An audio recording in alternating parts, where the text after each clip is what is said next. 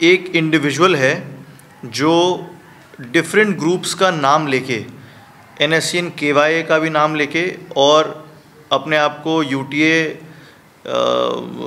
के जो सरगना है एंथनी डोके उनका एसोसिएट बता के काफ़ी high profile high value net worth individuals को यहाँ पे एक्सटॉर्ट करने की कोशिश कर रहा है। यंग लड़के को तरासू रीजन से ले जाने की कोशिश की गई अक्रॉस द बॉर्डर। उसको ट्रेनिंग कराने के लिए इनका मकसद था, उसको ट्रेनिंग कराने के लिए वहाँ पे ले जाएंगे, आर्म्स की ट्रेनिंग, जंगल टैक्टिक्स की ट्रेनिंग उससे कराएंगे।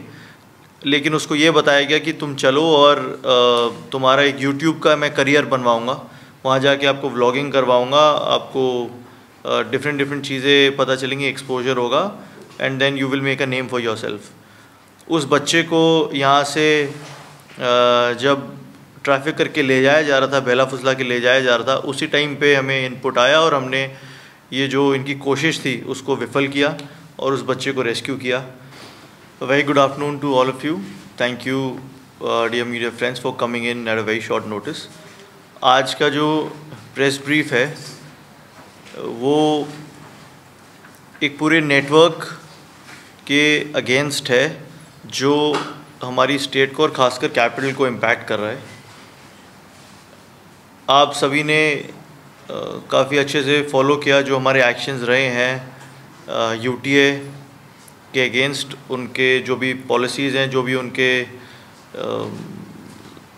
लेटर्स आए हैं, थ्रेट लेटर्स आए हैं, इंटिमिडेशन के उनके टैक्टिक्स रहे हैं, उनके अगेंस्ट जो भी हमने काम किया है उसको आपने बहुत अच्छे से फॉलो किया है। आज का जो प्रेस ब्रीफ है उसी के रिगार्डिंग है। हमें लगा कि फर्दर इन्वेस्टिगेशन जो हुआ है हमें शेयर करने का मौका नहीं मिला क्योंकि काफ़ी सारे उसमें एंगल्स इन्वॉल्व थे और एक एक को बहुत गहराई में जाके इन्वेस्टिगेट करने की ज़रूरत थी।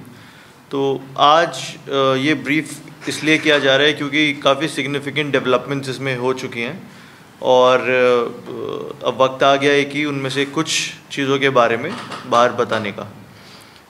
सबसे पहले आप सभी को याद होगा कि 8 जनवरी 2025 को हमने सबसे पहले केस रजिस्टर किया था UTA के अगेंस्ट, जब UTA के self style commander in chief ने एक वीडियो निकाला था जिसके अंदर उन्होंने हमारे स्टेट के अगेंस्ट और अपना जो भी ऑर्गेनाइजेशन है उसके बारे में बताया और इंटिमिडेट करने की कोशिश की हमारे स्टेट के सिटीजन्स को। तब हमने जब केस रजिस्टर किया उस वीडियो को लेके और इन्वेस्टिगेशन शुरू किया तो सबसे पहले हमने एक इंडिविजुअल जिनका नाम ताना हासी है उनको अरेस्ट किया था इस शक पे कि वो ईटानगर और ईटानगर के आसपास जो एरियाज़ हैं, जो डिस्ट्रिक्ट्स हैं, वहाँ पे UTA के लिए एक रिक्रूटर की तरह काम करते हैं। ऐसे हमारे पास इनपुट था, ये शक था। उनको जब हमने पकड़ा तो उनसे कई सारी चीज़ें खुली। उनका एक सपोर्टर, एक एसोसिएट तेची बिदू भी उसी में पकड़ा गया और ये हमें पता चला कि एक यंग लड़के को तरासू रीजन से ले जाने की कोशिश की गई अक्रॉस द बॉर्डर।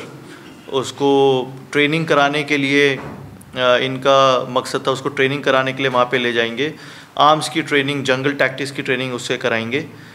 लेकिन उसको ये बताया गया कि तुम चलो और तुम्हारा एक YouTube का मैं करियर बनवाऊँगा, वहाँ जाके आपको व्लॉगिंग करवाऊँगा, आपको डिफरेंट चीज़ें पता चलेंगी, एक्सपोजर होगा, and then you will make a name for yourself. उस बच्चे को यहाँ से जब ट्रैफिक करके ले जाया जा रहा था, बेला फुसला के ले जाया जा रहा था, उसी टाइम पे हमें इनपुट आया और हमने ये जो इनकी कोशिश थी उसको विफल किया और उस बच्चे को रेस्क्यू किया। उसके बाद जब इंटरोगेशंस इनसे हुई, जो लोग अरेस्टेड इंडिविजुअल्स हैं इसमें, उन्होंने ये बताया कि और 3 लोग ये पहले यहाँ से ट्रैफिक कर चुके हैं अक्रॉस बॉर्डर और उनको इन्होंने ट्रेनिंग करवाया है वेपन्स टैक्टिक्स में, जंगल वॉरफेयर में, और उनको ये बाद में इनका प्लान है यूज़ करने का to take actions against the state. 2 उसमें से हमारे जो इंडिविजुअल्स हैं, 2 जो ऐसे ट्रेंड बच्चे थे, उनको फिर हमने ट्रेस किया। वो लोग ट्रेन होके यहाँ पे आ गए थे, उनको ट्रेस किया, उनको हमने अपनी तरफ से डी रेडिकलाइजेशन एक प्रोग्राम चलाया और उनको हम कामयाब रहे हैं मेन स्ट्रीम में वापस ज्वाइन कराने के लिए। एक उसमें से इंडिविजुअल है जो अभी भी हमारी पहुंच से बाहर है, उसको भी उस तक कांटेक्ट करने का, टच में आने का हमारी तरफ से जो प्रयास है वो जारी है। उसके बाद हमें ये पता चला कि ताना हासी के पास एक इलीगल फायर आर्म भी है, जो यही जो यूटीए का ग्रुप है और इसके जो सरगना है इन्होंने प्रोवाइड किया था। बाद में अगर किसी तरीके का सबवर्सिव एक्टिविटी करना होगा स्टेट के अगेंस्ट तो उसमें ये वेपन का यूसेज होगा। इस एम के साथ इन्होंने वेपन ले रखा था। वो वेपन हमने इनसे रिकवर किया और फिर हम पैरेलली जो वेपन्स का ट्रैफिकिंग का जो एंगल है उस पर भी हम काम करने लगे। नेक्स्ट ब्रेक थ्रू इसमें हमारे पास 30 अप्रैल को आया, अभी 30 अप्रैल को आया, जिसमें हमने पहली चार्जशीट जो थी यूटीए की वो ऑलरेडी फाइल कर दी है कोर्ट में। सब्सिक्वेंटली सप्लीमेंट्री चार्जशीट पे जब हम काम कर रहे थे तो हमें ये पता चला कि एक इंडिविजुअल है जो डिफरेंट ग्रुप्स का नाम लेके, NSCN KYA का भी नाम लेके और अपने आप को यूटीए के जो सरगना है एंथनी डोके उनका एसोसिएट बता के काफ़ी high profile, high value, net worth individuals को यहाँ पे एक्सटॉर्ट करने की कोशिश कर रहा है। ऐसी हमारे पास इंफॉर्मेशन आई। ये हमने कनेक्ट किया उसी से कि जो पहला हमारे पास जो आर्म्स मिला था तो इसके पास भी आर्म्स होने की हमारे पास खबर आई कि ये भी, इसके पास भी आर्म्स रहता है और ये डिफरेंट इंसर्जेंट ग्रुप्स के लिए कैपिटल और कैपिटल के आसपास के जो रीजन है वहाँ पे एक्सटॉर्ट करने की कोशिश करता है। तो इसी संदर्भ में हमने बीरो गुमजा तामिन नाम के एक शख्स को पहले अप्रहेंड किया, इंटरोगेशन किया, हमें कुछ एविडेंसेस सामने आए जिसके बेसिस पे उसको अरेस्ट किया। डायरेक्ट लिंकेज, उसका प्राइमरी लिंकेज एक सेल्फ स्टाइल्ड NSCN KYA के कमांडर के साथ है जो इंडियन और म्यांमारीज टेरिटरी में इन एंड आउट करता है। इसका लिंकेज एंथनी डोके से भी बताया जा रहा है, वो सामने आ रहा है, उसको अभी हम और परस्यू कर रहे हैं। इससे एक आर्म्स की रिकवरी हुई, इलीगल आर्म्स की, फॉरेन मेड वेपन है उसकी रिकवरी हुई। और फिर फर्दर इंटरोगेशन के बाद पता चला कि 2 और वेपन्स ये अपने ही जो इंसर्जेंट हैंडलर हैं उनके थ्रू ये लेके आया और यहाँ पे डिफरेंट इंडिविजुअल्स को इसने बेचा है उस आर्म्स ट्रैफिकिंग के नेटवर्क में।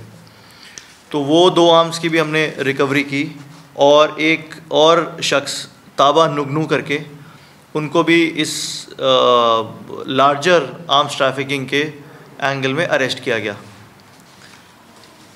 जब हम ये आर्म्स ट्रैफिकिंग को एक्सप्लोर कर रहे थे तो एक जो तीसरा एंगल है नारकोटिक्स ट्रैफिकिंग का वो भी हमारे पास सामने आया। वो ये आया कि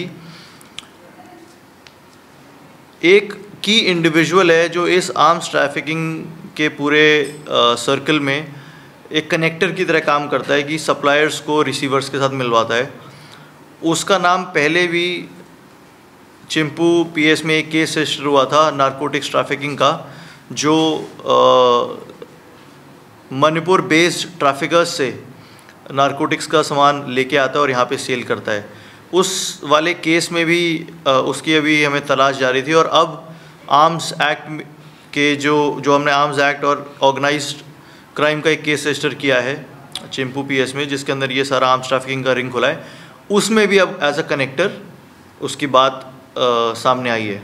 तो वो एक शख्स है, वो अभी हमारे रडार पे है। तो ओवरऑल हमें ये अब समझ आ रहा है, हमें पता पहले से था बट अब एविडेंसेस इसमें सामने आ रहे हैं कि जो पूरा ऑर्गेनाइज क्राइम का जो सिंडिकेट है जिसके अंदर जो शुरुआत होती है from cross border militancy initiative, उससे आर्म्स ट्रैफिकिंग, और आर्म्स ट्रैफिकिंग में जो लोग इन्वॉल्व हैं उनका नारकोटिक्स ट्रैफिकिंग में भी इन्वॉल्वमेंट होना, इसके लिए अब हमारे पास एविडेंसेस आ रहे हैं। तो we are not seeing each type of organize crime as an individual crime.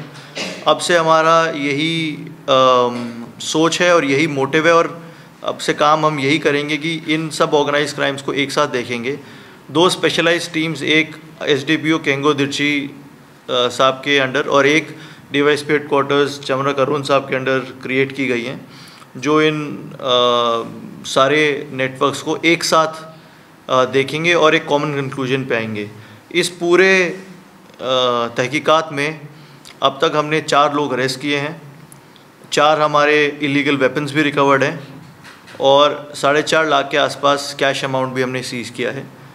Further narcotics की recovery, arrest of individuals in both arms trafficking and narcotics trafficking, and deep linkages behind these rings of arms and narcotics and the militancy angle, ये सब अभी explore किया जा रहा है और जैसे ही हमें इसमें और क्लैरिटी आएगी और भी अरेस्ट होंगे, then subsequently we'll be coming out with more information.